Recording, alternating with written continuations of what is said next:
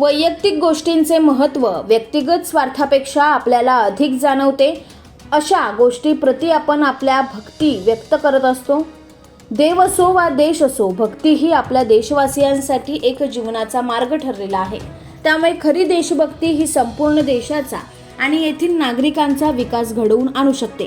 एका विशिष्ट आध्यात्मिक, सांस्कृतिक आणि भौगोलिक आधारावर उभ्या असलेल्या आपल्या भारत देशाबद्दल आपल्याला वाटणारा कमालीचा आदर आणि अशा सांस्कृतिक मूल्याच्या वृद्धींसाठी देशाप्रती केली जाणारी कृती म्हणजेच प्रत्येक नागरिकांसाठी देशभक्ती। हीच देशभक्ती फक्त सीमेवर निर्धारित न राहता सीमेवर अविरत पहारा देणाऱ्या सैनिकांप्रती आपुलकी, प्रेम भावना आणि सैनिकांनी दिलेल्या त्यांच्या आयुष्यभराच्या अविरत सेवेसाठी कृतज्ञ राहिलं पाहिजे।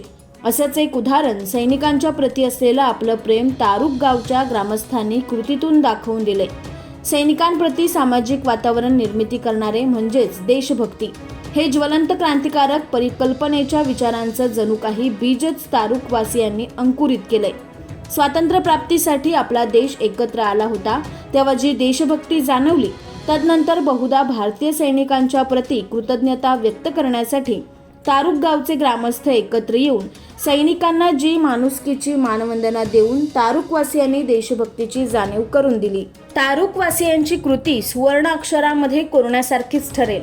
आज देशभक्ती म्हणजेच कोणत्याही प्रकारच्या सुरक्षा यंत्रणेत सामील होऊन देशसेवा करणे असाही एक अर्थ तयार झालेला आहे।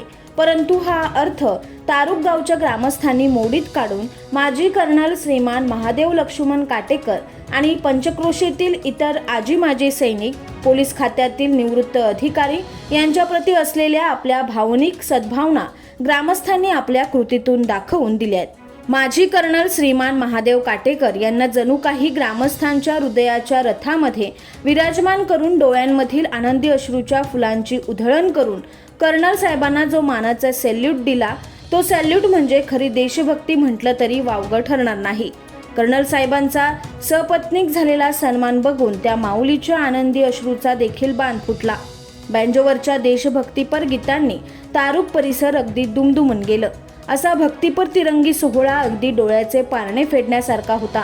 देश हा तेथील व्यक्तींनी मोठा होत असतो, त्यामुळे प्रत्येक बालक तथा तरुणांनी भारताच्या उज्ज्वल भविष्यासाठी कटिबद्ध असले पाहिजे।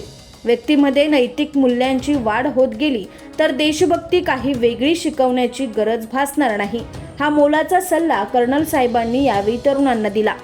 देशभक्ती ही फक्त स्वातंत्र्य दिन आणि प्रजासत्ताक दिनादिवशीच न दाखवता प्रत्येक क्षणी ती आपल्या कृतीतून दिसायला हवी आणि तारुकवासियांनी खरोखर जो सन्मान मला आणि आमच्या माजी सैनिकांना देऊन अगदी कृतार्थ केले असं देखील न बोलताच कर्नल साहेबांच्या डोळ्याचे भाव सांगून गेले।